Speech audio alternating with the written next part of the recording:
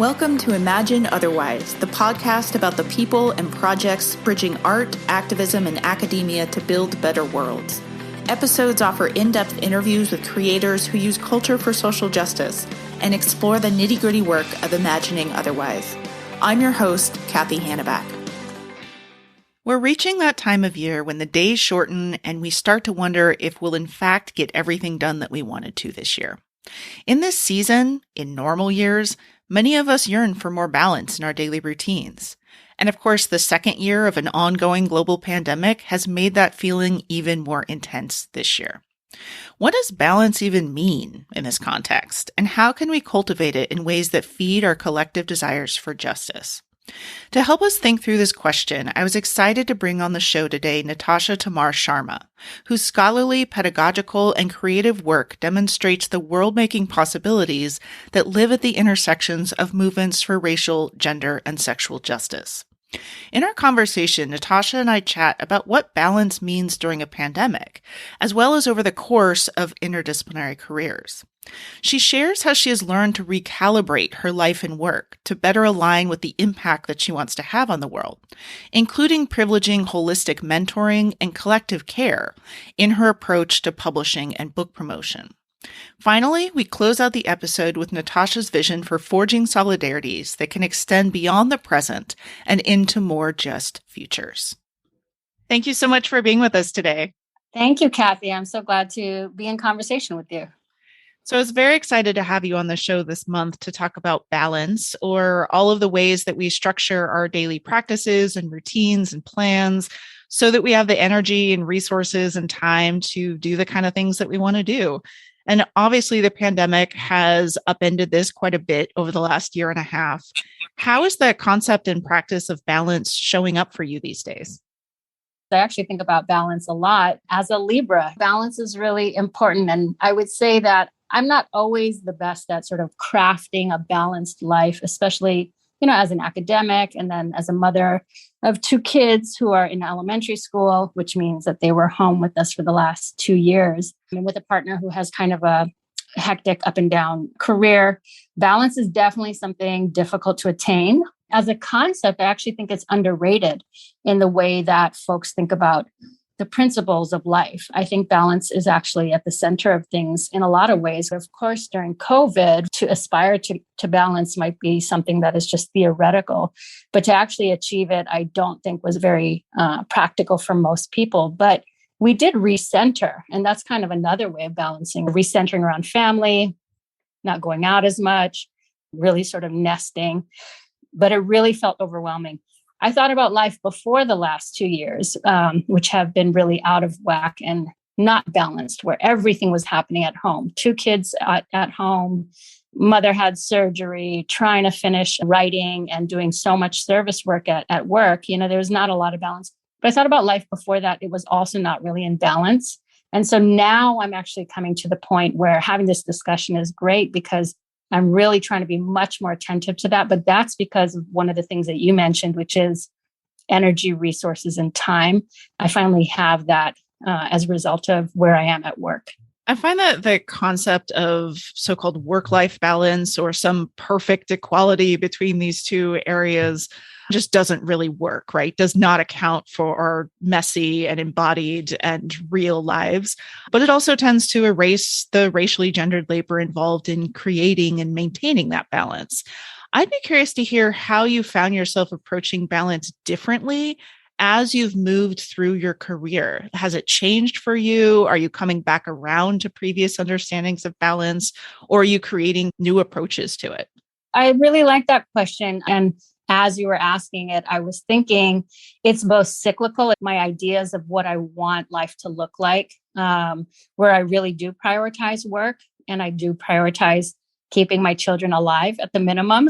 How to do that has recurring ideas of what I want my life to look like with regard to health and attentiveness to family and, ambition and career. Those things all require a lot of effort. I'm also recalibrating my ideas about what I want at different stages in my career. I'm often ruled by this desire for balance as a Libra, but also by Jewish guilt, I have to say. And I find guilt very motivating. And so I have this sense that I can aspire and sort of take practices to lead a more balanced life. Because of the resources I have and the time I'm giving because of the specific job that I have. And that's at a private university. So they give us time, right? They give us resources. And then it's what we do with that. So I just started my second month of sabbatical and I feel so much more recentered. But that would have been impossible if I didn't have sabbatical. And if I didn't have sabbatical, I think I would have run myself to the ground. It would have not been a good situation because like a lot of people, I was really run ragged. And I think that's exactly to do with what you're talking about, the gendered and racial dynamics, both at work and in the home. You know, in families, there's a really uneven division of labor, no matter how enlightened you or your partner is. And so I'm responsible for a lot of the management of the house. And then at the university, a lot of the dynamics, especially in ethnic studies. I'm in African American studies and Asian American studies. And I had a lot of service roles, which is a lot of, in one way, mothering and mentoring roles. I directed a program and I was a director of graduate studies for another program. And I co-directed a third program while I have my kids at home. And my approach to mentoring is not balanced. It's actually fully holistic. I like to see students, I ask them how they're doing, how their families are doing, and then I mentor them pretty intensively with their work too. So it's not balanced. It's very holistic, but a lot of that is gendered. So the service work at the university is not balanced because a lot of times it falls on women of color. And COVID has really amplified the need for care in the university. I think that was another theme of one of your podcasts. I think it's amplified care, but other people have been able to pull back from home duties, whereas for me, it's really doubled. That's hard too, particularly when you're mentoring folks and you want to embody or to demonstrate to them what it would look like to think carefully and think holistically about the kind of world that you want to build and the kind of life you want to build. But it's hard when you still have to get all this stuff done. That's totally it. And, you know, at the end of the year, my chair in African American Studies checked in with everybody, the faculty, and said, how's the year been? How's the 2 years been? And I said, you know, I did my work and I think I did it well. And I did it despite my children, meaning that I pulled back from my care and love and playfulness with them in order to do my work well. There's only a finite amount of time and energy, and I had given it to work instead of my family. So that's a lot of feelings that, again, brings up this notion of guilt, right? That I started with. I think that concept of recalibration that you were talking about really speaks to this, kind of thinking about how we distribute our energy and our time across different things in different moments, and then have an opportunity to adjust, right? To redistribute, to be like, I can pull back over here so I can give more over here. And there's no right process for that. Totally. Absolutely. I think balance for me is not something I can think of attaining in the day-to-day. I think some people are more mindful or better about that or need that more. But I think in terms of like life and my career and my time with my kids as a marathon, there's moments, which might include years, in which I really emphasize putting my attention in one area more than the other, never to fully neglect the other. Right now, I feel like I'm in a place with my work and publications and things where I can pull back on that. And my desire now is to really focus on my body and my house and my kids. So that's things that I have not focused on, right? So the recalibration that you're talking about. I know one big project that you've just closed out is your really amazing new book, Hawaii is My Haven. That book is making quite a splash across a huge range of interdisciplinary fields, which is really exciting to see. What was your journey into studying the role of Blackness in Hawaii and the Black Pacific more broadly? I'm from Hawaii, born and raised in Manoa as the kid of two professors. My previous work was on South Asian American racial dynamics, Asian Black relations, hip hop, that really focused on the continental US. But I actually went to grad school wanting to study mixed race studies. This is back in the 90s, and it wasn't really a field. Neither was hip hop. And so this book, which is my second book, really took me back home and to some of the things that I've really wanted to study from a place of passion. And this book really gave me the opportunity to, as you really kindly talk about, top two debates in a number of different fields, including critical mixed race studies, putting that in conversation with Black studies. That's not always an easy conversation to have. Thinking about Asian settler colonialism and questions of race and indigeneity that are really at the forefront of a lot of conversations across ethnic studies and the relationship between Black studies and Native studies. Really thinking about the position of Hawaii in U.S. empire and imperialism with a particular focus on militarism, and thinking about the Pacific and a place of home.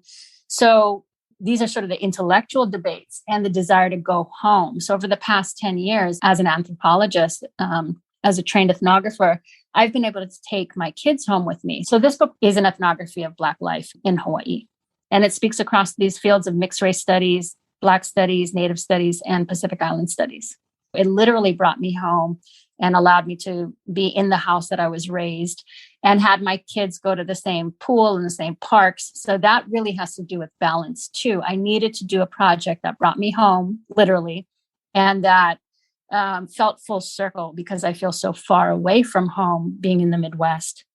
So as the author of this new book, I know that one of the things that you're balancing right now, in addition to celebrating and being glad that it's out there, it's finally done, you're now in the midst of book promotion. This is something that a lot of our listeners have questions about. They're not sure how to do it. They're not sure if they're doing it right. They're not sure when they're supposed to be doing it. We get a lot of questions about this. How are you approaching book marketing now? And has the pandemic and our shift to online and virtual spaces shaped the way that you're approaching book promotion? I think this is such a good question. And I think that authors asking Ideas on Fire makes a lot of sense. I talk about my really good interaction with Ideas on Fire, where you folks read the intro and gave really good feedback. So I'm not surprised that people are asking these kinds of questions. Ideas on Fire has worked with so many Duke authors, which was part of the reason why I contacted you folks as well.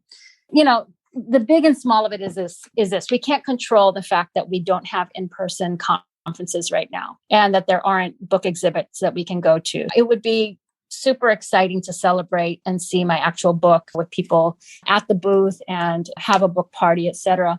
But the fact of the matter is any new author right now, whether it's your first book, your second, or your fifth, we can't do that right now.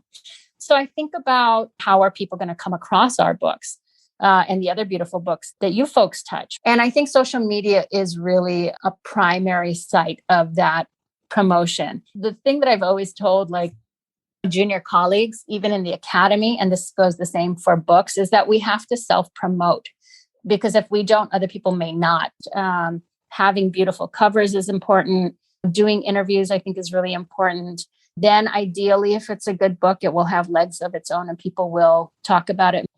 So this brings me to my absolute favorite question that I love to talk with folks about, which really gets at the big why behind all of this amazing work that you put out into the world. What's the world that you're working toward? What kind of world do you want? I love this question, Cathy. I'm so glad that you asked. It's similar to a question I was asked in a recent interview with Black Agenda Report Book Forum. I think about it a lot because it motivates me. Working toward a more just world for all people in it is exactly how I end my book. It's how I end every class that I teach. It's the reason I'm in ethnic studies and not in another kind of field. It's the reason why I'm a professor. I think in order to get to this more just world in light of how much inequality there is, we first have to understand how systems of power operate. And that's what really motivates the courses that I teach and the research that I do. The world that I think that we're trying to get to is one in which sometimes we have to take a stance that is not based on what is the norm out there, even if that's called being a radical or a progressive or unrealistic. I think we have to take political stances, but they can't just be ideological. I think it really depends on where we choose to live and which coffee shop we choose to spend our money at and where we send our kids to school if we have kids, along with who we vote for and the fact of voting. We really have to forge broad-scale solidarities to change things, including economic precarity and inequality that overlaps with closeness to death, as Ruthie Gilmore talks about with regard to Black folks, to a nexus of issues So it is a big question. And I guess my synopsis or small answer would be we have to understand how power operates historically. And we do that through reading or through research.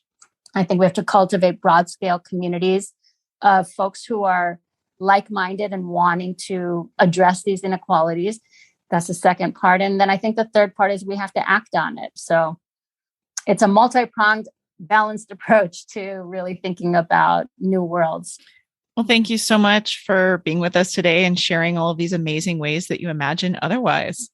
Thank you so much, Cathy. Enjoyed speaking with you.